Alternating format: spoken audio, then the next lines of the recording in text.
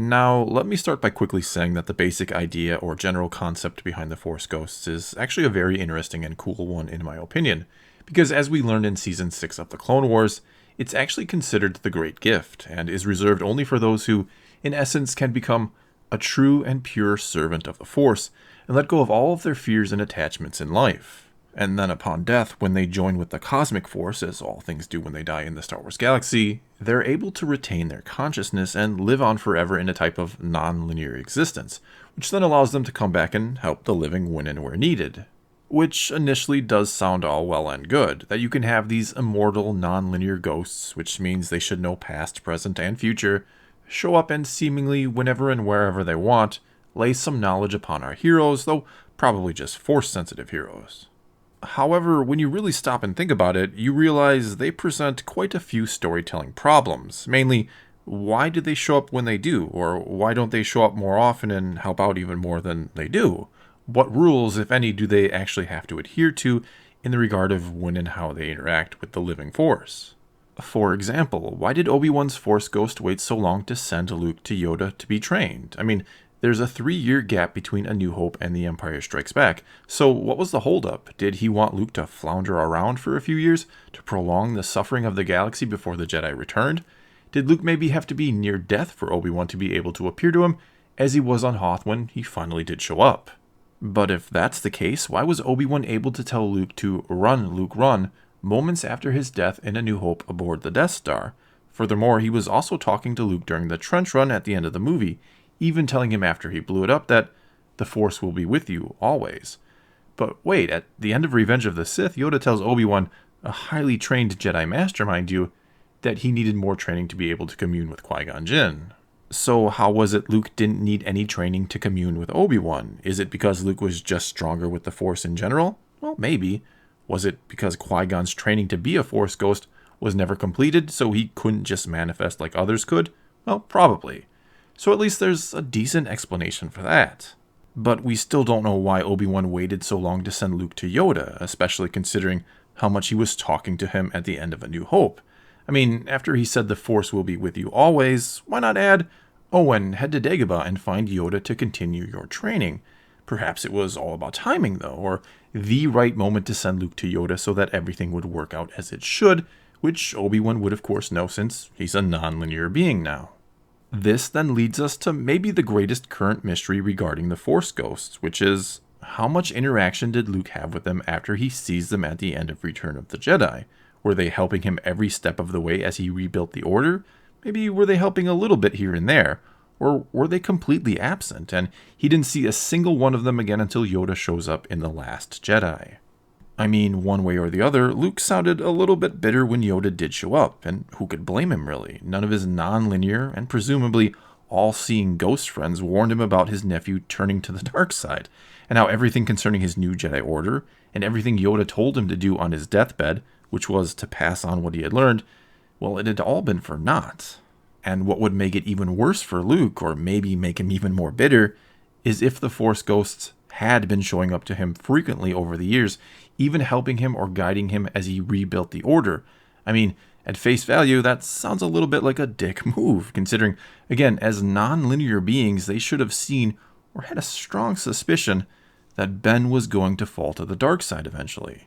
And yet, apparently, they didn't warn Luke. In fact, Luke seemed so oblivious to the fact that it might be a possibility that he had the reaction that he did when he sensed all the darkness within Ben when he searched his mind one night. I mean, it's almost as if the Force Ghosts were even purposely or actively keeping Luke in the dark about Ben's possible fall to the dark side. And in my never-ending quest to make a bit more sense out of Luke in The Last Jedi, what if him blaming and giving up on the Jedi, especially the Jedi of the prequel era, who let Sidious come to power right under their nose, as he says, and do keep in mind Anakin, Obi-Wan, and Yoda were all a big part of that, and they're all his Force Ghost friends. Well, what if it stems from the fact that, yeah, they did start to help him rebuild the Order. They even visited him frequently during the process, and even gave him some advice, but never once warned him about how it could all end. And again, maybe they even lied about Ben's darkness, or, only talked about it from a certain point of view, which of course might be a bit frustrating, shall we say, for Luke. But why would they do that? Why would the Force Ghosts purposely mislead Luke as he rebuilt the Order and let Ben destroy everything and fall to the dark side? Well, it's actually quite simple. It's essentially the same reason Obi-Wan didn't immediately send Luke to Dagobah for training, that being timing and knowing how or which events had to play out to lead to an optimal result. In other words, the Force Ghosts knew only Ben or Kylo Ren could be the one to destroy Snoke, which he of course did.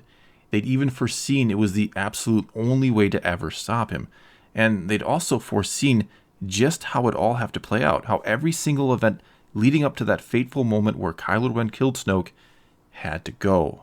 They even knew Ben had to initially be trained by Luke before naturally falling to the dark side under the influence of Snoke and becoming his apprentice, before ultimately turning on him when he least expected it. And they couldn't let Luke in on it because, if they did, Luke would have never taken part in it. He wouldn't have let his nephew be used as a pawn and would have tried to find another way to stop Snoke. And the Force Ghost knew that no other way would have been successful. Furthermore, the way it did play out broke Luke's spirit, and this was intentional on the Force Ghost's part because they didn't want Luke going after Ben or Kylo Ren after he had fallen to the dark side and either trying to turn him back to the light or trying to destroy him. Or maybe this was even to stop Luke from confronting both of them, both Kylo and Snoke, and getting himself killed when he still had an important part to play with Rey. And let's keep in mind, Rey herself did have an important part to play as well, so much so that the Force Ghosts, through Anakin's lightsaber, sent her to Luke.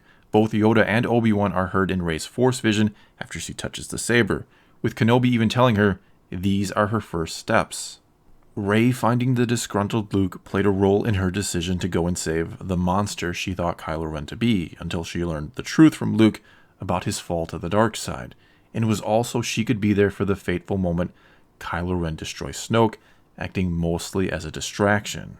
And her finding him was also so that she could reawaken the Force and Jedi spirit in time for Luke to play his role in helping Leia and the Resistance to escape, and for him to become a Force Ghost so that Luke could begin to fulfill his next role as one of them.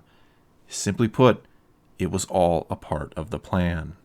This could even begin to explain why Kylo Ren is talking to the melted helmet of Darth Vader in The Force Awakens, because Anakin's Force Ghost, maybe in the guise of Darth Vader, is appearing to him and trying to get him to reject the pesky pull to the light and to turn him to the dark side, where he'll eventually be able to finish what Anakin started, balancing the Force. Though Kylo is also no doubt very much in the dark about just what his role is meant to be in all of this. And before you ask, would the Force Ghosts actually do all of this? I believe the answer is yes, they would, because keep in mind what I spoke about at the beginning.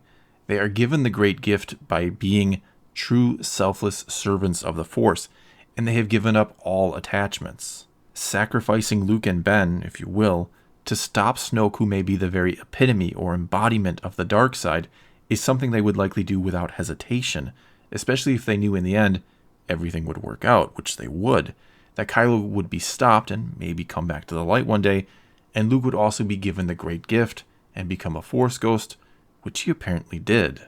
In fact, since Luke does indeed become a Force Ghost, it implies he's had training, which implies he's had contact and plenty of interaction with the Force Ghosts, which means they may have very likely been helping him rebuild the Order all along as part of the plan. Either that or, kinda like with Anakin, he got a free pass to becoming a Force Ghost for doing his part in balancing the Force, though who knows for sure just how Anakin actually became a Force Ghost, though I may make a video about it in the near future.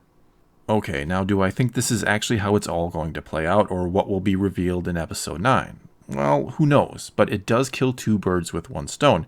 It begins to further explain why Luke lost his way, that it had to happen, and it also solves the pesky Force Ghost problem, that the reason Luke was never warned by them about Ben falling to the dark side is because they allowed events to play out the way they had to in order for Snoke to be stopped.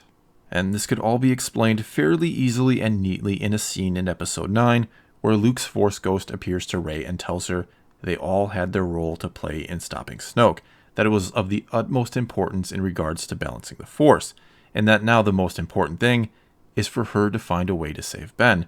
And when Rey asks how she's going to do that, Luke will tell her that after all of this, the Force Ghosts have now agreed to never again interfere in the affairs of those within the living force, and she must find her own way to do it.